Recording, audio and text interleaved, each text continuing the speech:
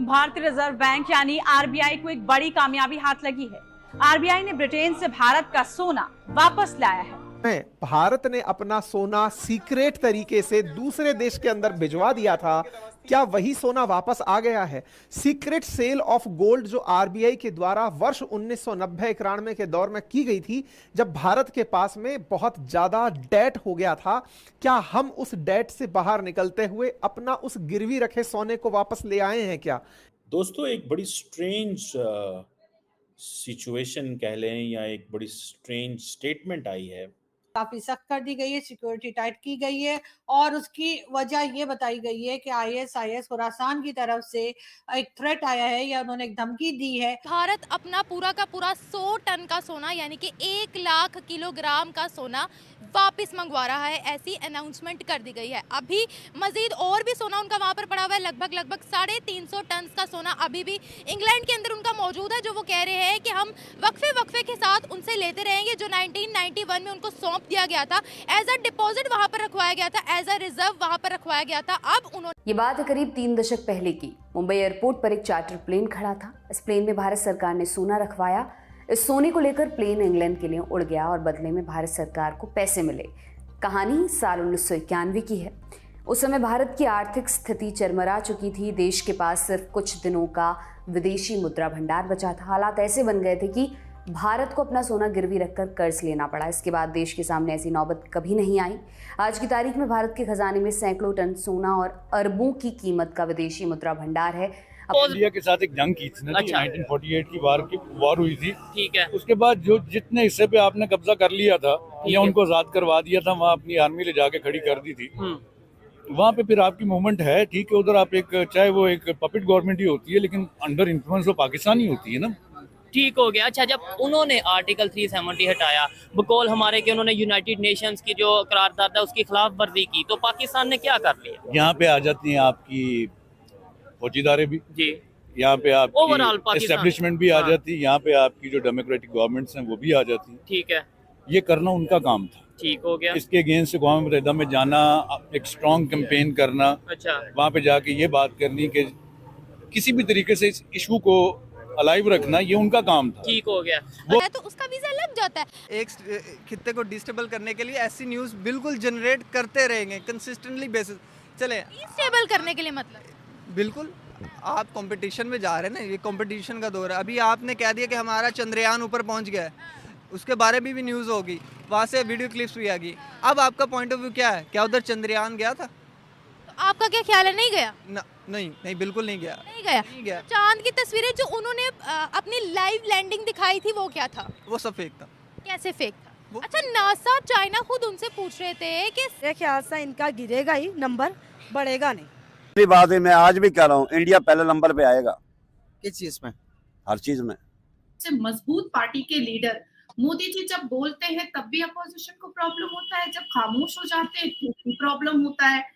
अब ये तो भगवान का करिश्मा है शैला, कि मोदी जी बोलते हैं तो देश और दुनिया सुनती है, और मोदी जी जब खामोश होते हैं तो दुनिया और देश के वासी उनकी खामोशी को समझने की कोशिश में लग जाते हैं।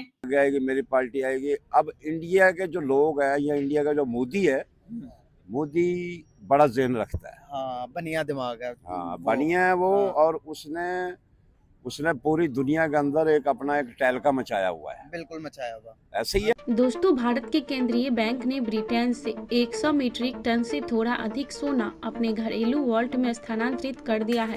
एक समाचार पत्र ने सूत्रों के हवाले से शुक्रवार को यह खबर दी। रिपोर्ट्स के अनुसार 1991 के आर्थिक संकट के बाद पहली बार इतने सोने को ब्रिटेन से भारत मंगाया गया है। भारत को 1991 में आर्थिक संकट के दौरान अपना सोना विदेशों में गिरवी रखना पड़ा था। मीडिया रिपोर्ट ने कहा है कि आने वाले महीनों में देश में इतनी ही मात्रा में और कीमती धातु आ सकती है। यह कदम लॉजिस्टिक कारणों और विधिक भंडारण के लिए उठाया गया है। हाल के दिनों में वैश्विक स्तर पर केंद्रीय बैंक अपने सोने के भंडार में वृद्धि कर रहे हैं। यह कदम अक्सर मुद्रा अस्थिरता और भू राजनीतिक जोखिमों खिलाफ बचाव के रूप में राजनीतिक तौर पर उठाया जाता है। रिपोर्ट के अनुसार आरबीआई ने सोना भारत में स्थानांतरित करने का फैसला इसलिए लिया है क्योंकि देश के बाहर रखे गए भारत के सोने का स्टॉक लगातार बढ़ रहा था। फिलहाल इस मामले में भारतीय रिजर्व बैंक ने आधिकारिक तौर पर कोई टिप्पणी नहीं की है। आरबीआई को साल 1991 में उस समय कड़ी आलोचना का सामना करना पड़ा, जब उसने अपने सोने के भंडारण का एक हिस्सा गिरवी रखने के लिए मजबूर होना पड़ा, क्योंकि देश विदेशी मुद्रा संकट से गुजर रहा था। 1991 के बाद यह पहली बार है जब भारत ने इतने भारी पैमाने पर देश में सोना हस्तांतरित किया है। सूत्रों ने बताया है कि आरबीआई ने यह कदम लॉजिस्टिक कारणों के साथ साथ स्टोरेज की विविधता के लिए उठाया है। घरेलू स्तर पर सोने को आरबीआई के मुंबई मिंट रोड और नागापुर स्थित पुराने कार्यालय भवन में स्थित तहखानों में रखा जाता है। वापस हम अपना वो क्या सोना लेके कि वो जो हमारे सोल्यूशन है मसले हैं उनको हल कर लें। कौन से मसले, आपको कुछ पता है?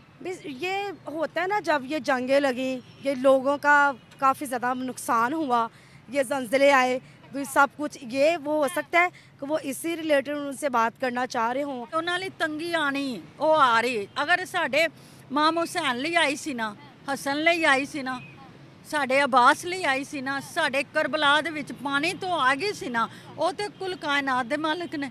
ਉਹ ਤੇ ਅਸਮਾਨ ਨੇ ਕਿਹਾ ਤੂੰ ਇੱਕ ਵਾਰੀ ਇਸ਼ਾਰਾ ਕਰ ਮੈਂ ਬਰਸਾਂ, ਸਮੁੰਦਰ ਨੇ ਕਿਹਾ ਹਥੇਲੀ ਕਰ ਮੈਂ ਤੇਰੀ ਹਥੇਲੀ ਤੇ ਆਵਾਂ। ਇਮਾਮ ਹੁਸੈਨ ਨੂੰ ਕਿਹਾ, ਲੇਕਿਨ ਉਹਨਾਂ ਨੇ ਅਜ਼ਮਾਨਾ ਸੀ, ਉਹਨਾਂ ਨੇ ਅੱਲਾਹ ਤਾਲਾ ਦੇ ਨਾਲ ਜੋ ਅੱਲਾਹ ਤਾਲਾ ਦਾ ਹੁਕਮ ਸੀ ਉਹਨਾਂ ਨੇ ਮੰਨਿਆ, ਸਿਰਫ ਸਾਡਾ ਦੀਨ ਬਚਾਇਆ।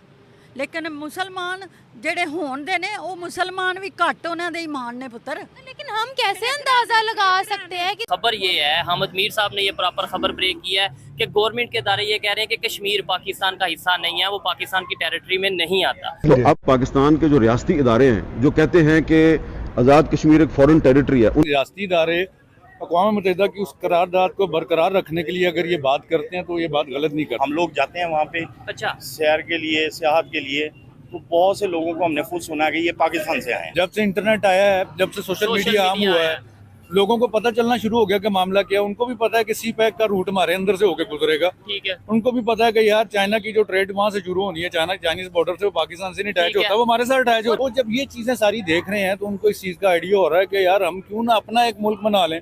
वही बेनिफिट जो पाकिस्तान ने चाइना से उठाना है हम भी उतर बैठ के उठा लेंगे। हम लोगों ने तिजारत करनी है, सबसे करनी है, हमारी कोई लड़ाई नहीं है किसी से। इंडिया से क्या लड़के करना है आप लोगों ने? आप अपनी मैशत को ठीक करें पहले, लड़ते रहिएगा बाद में भाई। नहीं, बाद में ये भी तो देखे मुनाफिकत नहीं है कि मतलब आप कह रहे हैं कि पहले इकॉनमी बेहतर करें बाद में लड़ लेना। यंग जनरेशन हमारे अपने बच्चे माशाल्लाह बड़े ठीक है, कोई इस मुल्क में रहना नहीं चाहता।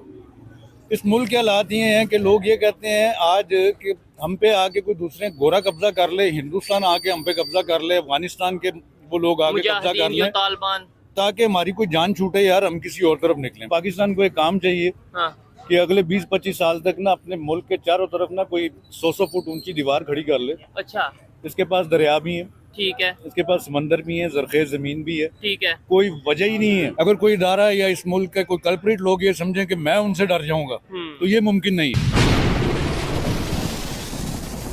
जी तो दोस्तों, मैं हूं सुहेब चौधरी और आप देख रहे हैं मेरा और आपका YouTube channel real entertainment TV. Pakistan 1947 से लेके आज तक, चाहे पाकिस्तान की पब्लिक हो, पाकिस्तान के अदारे हों या पाकिस्तान के पॉलिटिशियन हो, हमेशा यही स्टेटमेंट देते आए हैं कि कश्मीर पाकिस्तान का हिस्सा है, कश्मीर बनेगा पाकिस्तान। लेकिन पाकिस्तान की तारीख में शायद पहली दफ़ा ऐसा हुआ है कि हामिद मीर साहब ने ये न्यूज़ ब्रेक की है कि रियासती अदारे, पाकिस्तान के रियासती अदारे इस्लामाबाद